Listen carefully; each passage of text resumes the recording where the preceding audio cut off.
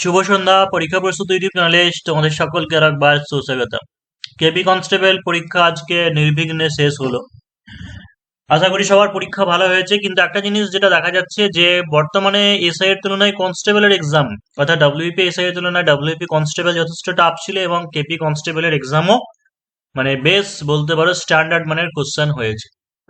তো নিশ্চয় আশা করি অনেকে কোশ্চেন মিলিয়ে নিয়েছে। খুব তাড়াতাড়ি মোটামুটি ধরে রাখো 1 সপ্তাহের মধ্যে আনসার কি তোমাদের চলে আসবে, এবং মাঠ যেটা একই সাথে ডব্লিউপি কনস্টেবলের মাঠ শেষ হবে, তোমাদের মাঠ শুরু হবে সম্ভবত। মনে হয় যতদূর মনে পড়ছে 5 থেকে 18 মনে হয় ডব্লিউপি কনস্টেবলের মাঠ চলবে, তারপরে হয়তো 20-22 এরকমই ওই একই জায়গাতে মাঠটা হয়ে যাবে। তো জোর কদমে মাঠের প্রিপারেশন করতে হবে, কিন্তু একটা ব্যাপার যেটা থেকেই যায় যে পাস করবে কি করবে না, কাট অফের ব্যাপার।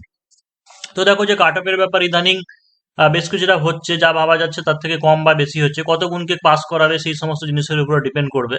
তো তোমাদের একটা আভাস দেওয়ার আমি চেষ্টা করব, বাকি যাদের যেরকমই মার্কস থাকুক না কেন মাঠের আস্তে আস্তে প্রিপারেশন নেওয়া উচিত বলেই মনে হয়।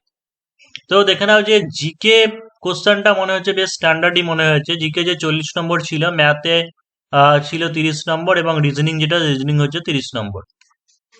এবার দু শ্রেণীর লোক থাকবে। এক শ্রেণীর লোক যারা বলবে কাট অফ যদি কম বলা হয় যে এত কাট অফ কম যাবে না, কারণ দিন দিন আস্তে আস্তে কাট অফ বাড়ছে। আবার এক শ্রেণীর মানুষ থাকবে এরকম যে হ্যাঁ, এই কোশ্চেনে যে 1 ঘন্টা সময় অর্থাৎ 60 মিনিট টাইম, এখানে 100টা কোশ্চেন, ঠিক আছে, তুই দিলে কত পেতিস, অমুক তমক, এরকম ব্যাপার অনেক থাকে। তো একটা জিনিস দেখো যে বর্তমানে কাট অফ কোনোদিনই কোশ্চেন লেভেল যাই হোক না কেন কমের দিকে নামবে না, ঠিক আছে, কমের দিকে থাকবে না। এটা একটা জিনিস মনে রাখো। তার কারণ হচ্ছে যে ক্যান্ডিডেটই সেন্ট্রালের পরীক্ষার জন্য খাটছে সেই ক্যান্ডিডেটই ডব্লিউবি কনস্টেবল এসবের জন্য খাটছে। কারণ বর্তমানে তো এসএসসি বা অন্যান্য জিনিস বলতে পারো যে মুখ থুবড়ে পড়ে আছে, মানে এগুলো তো মেরুদণ্ড ভাঙা। মানুষের হাতে একটাই অপশন আছে, সেটা হচ্ছে হয় তুমি সেন্ট্রালের পরীক্ষার জন্য কম্পিটিশন করো। সেন্ট্রালে আর কত কি ভ্যাকান্সি থাকে? আসল তো একটা স্টেটে যত বেশি রিক্রুটমেন্ট হবে সেখানেই ভ্যাকান্সি বা হচ্ছে স্টুডেন্টরা বেশি বেশি করে চাকরি পাবে, কিন্তু নেই তো।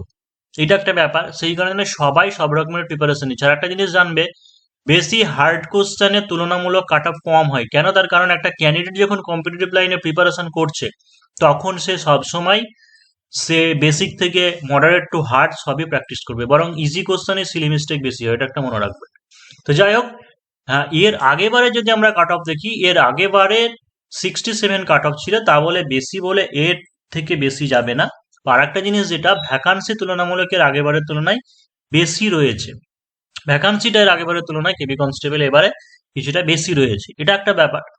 তো দেখো যে জিকে যতটুকু কোশ্চেন থেকে মনে হয়েছে যে মোটামুটি যারা কম মানে প্রস্তুতি নেয় করে, তো 20-25 খানা সবাই করতে পারবে। মানে সবাই না, মানে 20-25 খানা একটা করা যায়। ম্যাথের ক্ষেত্রেও বেশ কিছু লেন্দি কোশ্চেন ছিল বা ট্রিকি কোশ্চেন ছিল, কিন্তু ওই যে বললাম যে যারা শুধুমাত্র হয়তো প্রিভিয়াস ইয়ার ফলো করা বা স্টেটের পরীক্ষা দেয় তারা পারবে না, কিন্তু অবশ্যই সেন্ট্রালের পরীক্ষা ওই সমস্ত জিনিস করলে মেনসুরেশন বলো বা বীজগণিত বলো, যে সমস্ত বা জ্যামিতি থেকে কোশ্চেন আছে সেগুলো আশা করি তারা পারবে করতে। কিন্তু আমি বাদ দিলাম ওই রকম 5-7টা কোশ্চেন, আমি বাদ দিলাম। তা মোটামুটি 17 থেকে 20 খানা কোশ্চেন অনেকেই মানে করাটা উচিত কম্পিটিশনে টিকতে গেলে বর্তমানে। রিজনিং এর ক্ষেত্রে বেশ কিছু কোশ্চেন ওরকমই ছিল, সেই কারণে জন্য এখানেও আমি 17-18টা ধরে রাখলাম বা 18-20টা ধরে রাখলাম। তাহলে যদি এটা মোটামুটি অ্যাভারেজ করা যায়, তাহলে যেটা দাঁড়াবে সেটা হচ্ছে 17-20 হচ্ছে 62 মোটামুটি এরকম একটা দাঁড়াবে। তো তার মধ্যে ভুল টুল হবে, হয়তো 62 কে 4টা ভুল হলো, ঠিক আছে। তাহলে যেটা মনে হয় যে সেফ জোন পাস করার জন্য ইউআর ক্যাটাগরি, ঠিক আছে, ইউআর ক্যাটাগরি পাস করার জন্য যেটা মনে হয় যে 52 থেকে 54, ঠিক আছে, 52 থেকে 54 পাস করে যাবে। এবার এখানে দেখো যে ডাব্লিউপি কনস্টেবল তো একটাই পরীক্ষা ছিল, কিন্তু কেপি কনস্টেবলের ক্ষেত্রে এটা প্রিলিমিনারি পরীক্ষা, এরপরে মাঠ হবে, তারপরে আবার মেন পরীক্ষা হবে। তো সেই ক্ষেত্রে 52 থেকে 54 আমার মনে হয় যে সেফ জোন পাস করে যাওয়ার কথা। এরকম মার্কস থাকলে পরে অবশ্যই মাঠের প্রিপারেশন করা উচিত। এবার ওবিসি এ বা ওবিসি বি, ঠিক আছে, এটা মোটামুটি ধরে রাখতে পারো যে অনেকটাই কম হবে, হয়তো 45 থেকে 46 বা 47 এরকম একটা মার্কস। এবং এ বি আলাদা করে বললাম না। এসসি মোটামুটি এখন এরকমই থাকছে, তো 42 থেকে 44 ধরে রাখতে পারো। এসটি মোটামুটি অনেকটাই কম হতে পারে। এসটি ধরে রাখো যে 37-38 বা 35 থেকে 38 এরকম একটা। ইডব্লিউএস বা এইগুলো বললাম না, মহিলাদের কাট অফ অনেকটাই কম হয়, ঠিক আছে। ফিমেলদের কাট অফ যা বলেছি এখান থেকে আরো মোটামুটি 7-8 নাম্বার করে কম কম করে নিতে পারো, দিয়ে দেখে নিতে পারো। এটা আমার মনে হলো প্রেডিকশন।